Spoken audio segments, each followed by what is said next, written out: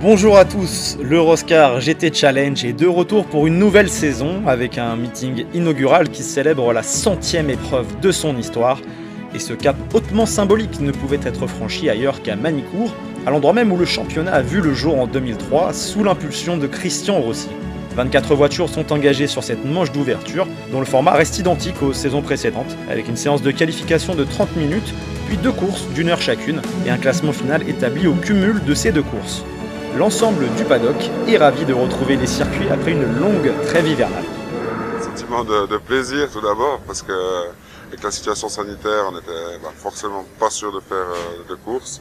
On a arrêté au mois de décembre, on a la chance de pouvoir reprendre fin mars sur ce cours de Roscar avec un beau plateau. Et le format c'est super intéressant parce que on a le track day avant qui est un track day, mais pour nous ça nous permet de préparer nos voitures. Et le lendemain, on a quand même 2 courses d'1 heure, seul pilote ou 2 pilotes, donc c'est super intéressant. C'est vraiment se réconcilier avec Magny-Cours parce que je suis venu quand même avec de l'appréhension.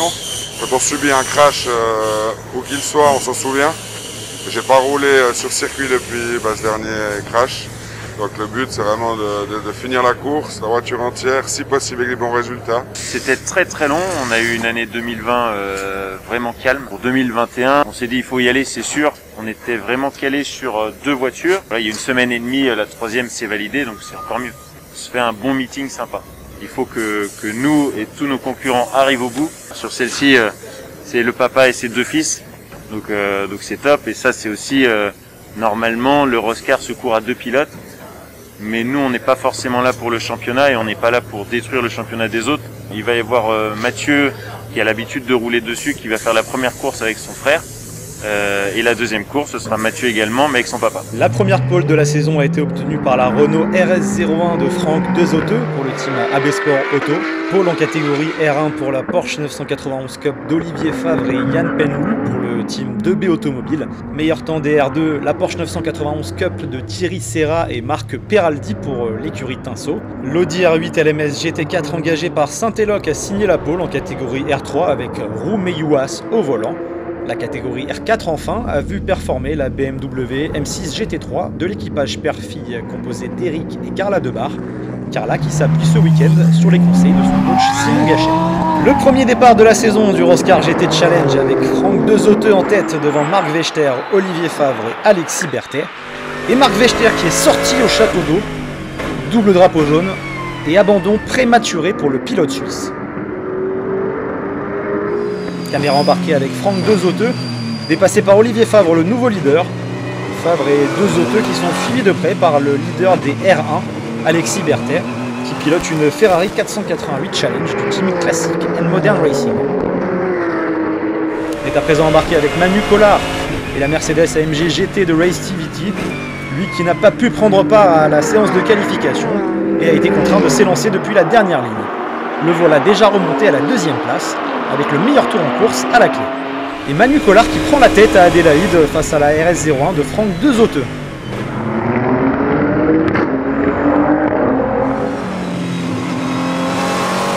Alors qu'on voit Olivier Favre au ralenti en haut de l'écran, lui qui était dans le top 5 et qui malheureusement va perdre beaucoup de temps et de position. La tête de la catégorie R2 occupée par David Defoe pour le 911 Impact Racing Team, 9e au classement en scratch à l'heure actuelle. Et dans la catégorie R3, c'est Erwan Bastard et la Toyota du team CMR qui est en tête et qui pointe au 12e rang du classement.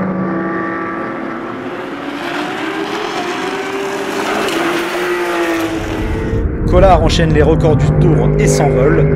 12 secondes d'avance sur Dezoteux et 31 sur Berthet.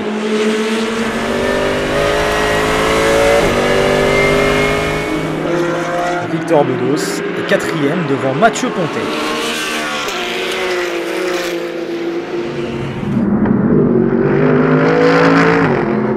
Les 2 Audi R8 LMS GT4 du team Saint-Éloque avec Olivier Estève à la poursuite de Roux Meyouas.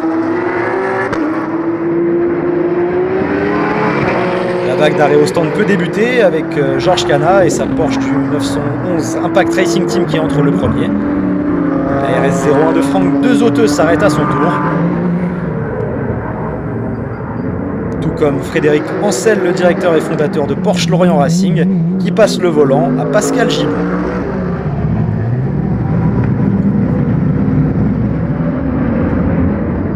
Alors que Roumeillois est contraint de repasser par la pit lane pour observer un stop and go. Et enfin arrêt du leader Manu Collard, immobilisation d'1 minute et 50 secondes minimum, comme l'exige le règlement. Point sur le classement après cette valse d'arrêt. Charly Samani devance Franck Dezoteux pour 12 secondes et Patrick Michelier est 3ème à 57 secondes de la tête. 4ème place pour Patrick Bedos, 5ème pour Olivier Rabot, 6ème Jean-Charles Lévy et 7ème Olivier Séverine.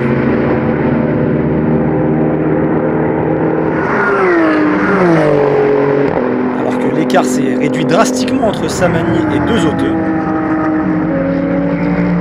Le pilote de la Renault RS01 d'AB Autosport dépasse la Mercedes de Race TV.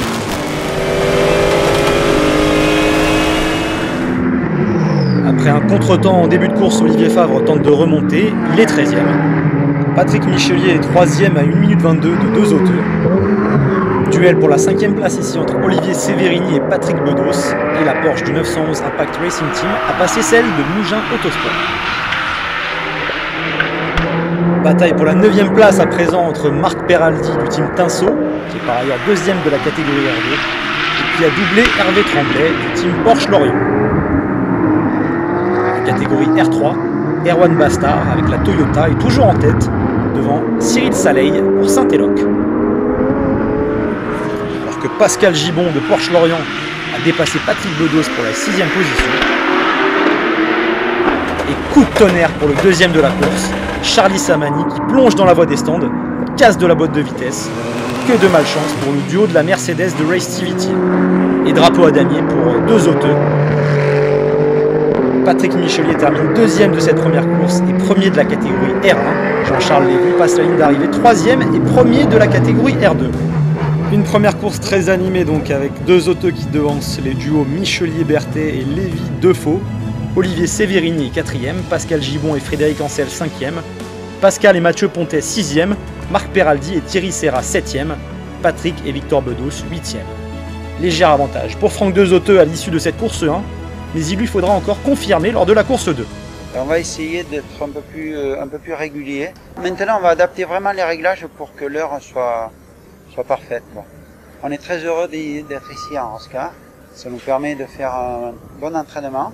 L'organisation est parfaite, donc pour l'instant tout va bien. Le Roscar GT Challenge a le plaisir cette saison d'accueillir un nouveau partenaire de renom, Pirelli, le manufacturier italien qui équipera toutes les autos engagées. Il y a eu des discussions avec le Roscar fin d'année dernière, qui était à la recherche d'un nouveau manufacturier. Les discussions ont eu lieu un peu tardivement en fin d'année 2020 pour trouver un accord début 2021. Il y a du jaune et rouge désormais sur le Roscar, donc on est ravis de ce partenariat. 5e championnat qui rejoint la famille Pirelli. 5 séries majeures sur le territoire français. On est content de retrouver ce beau monde et puis de découvrir également une nouvelle clientèle qu'on n'avait pas jusque là. On est venu avec 3 camions, 5 monteurs, 2 personnes de chez le distributeur, un ingénieur et moi-même. On est là pour les accompagner parce que voilà, il y a le service de vente et de montage, mais on est aussi là pour les accompagner, leur expliquer comment s'en servir.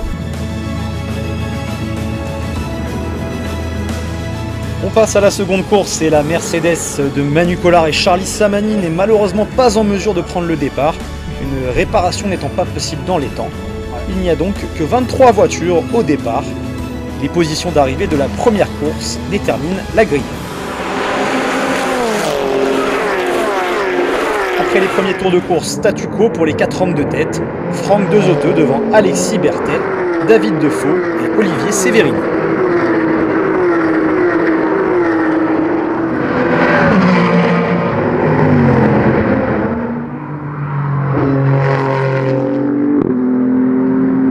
Parti 12e, Yann Penlou est déjà 5e.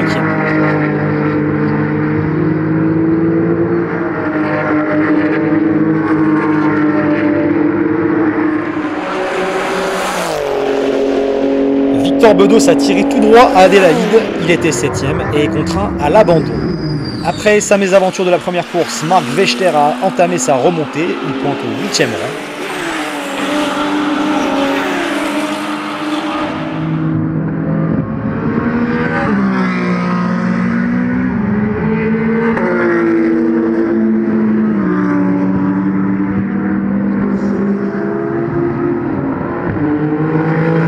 leader deux auteux, la bataille est intense entre la Ferrari d'Alexis Berthet et la Porsche de Yann Penn pour la deuxième place du scratch.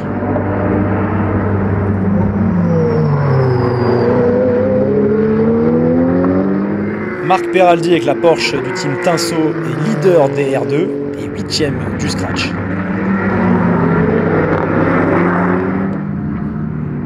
Et voici Roux Meyouas, leader de la catégorie R3 avec son Audi du team Saint-Éloc.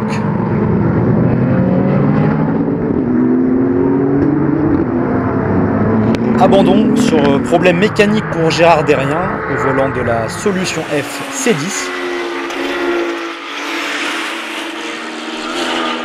Avant la fenêtre d'arrêt au stand, Marc Vechter est remonté en 4e position, mais à 54 secondes du leader Franck Dezoteux avec l'autre RS01. Vechter qui est contraint à l'abandon lors de son arrêt pour un problème de frein. Un meeting à oublier pour G2 Racing.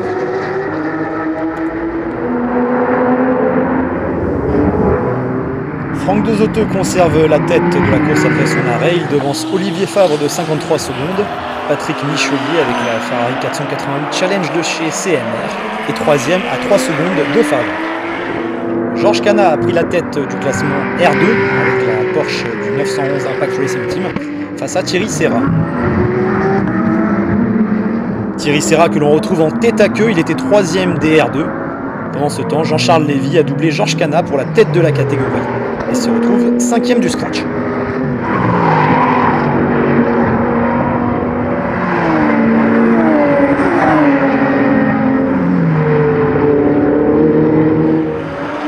Catégorie R3, bataille pour la tête entre Erwan Bastard avec la Toyota Supra GT4 et dans la même seconde que le leader Roux Meyouas sur l'Audi du team Saint-Éloc. Alors que la seconde Audi du team Saint-Éloc part à la faute dans le dernier virage, c'est celle d'Olivier Estève qui repart en piste.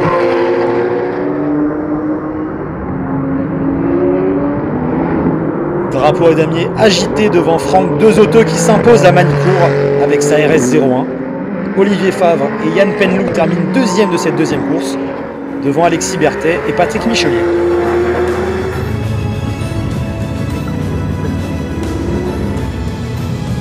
Quatrième place dans cette course 2 pour les premiers du classement R2 Jean-Charles Lévy et David Defoe avec une Porsche du 911 Racing Team. 5e place pour Olivier Severini devant Georges Cana, tous deux également avec des Porsche du 911 Racing Team. Pour sa deuxième participation à une épreuve Roscar, Franck Dezoteux signe un nouveau bon résultat. C'est la seconde fois et c'est 2 podiums, et c'est mes 2 premiers podiums, donc ça va me pousser à revenir forcément.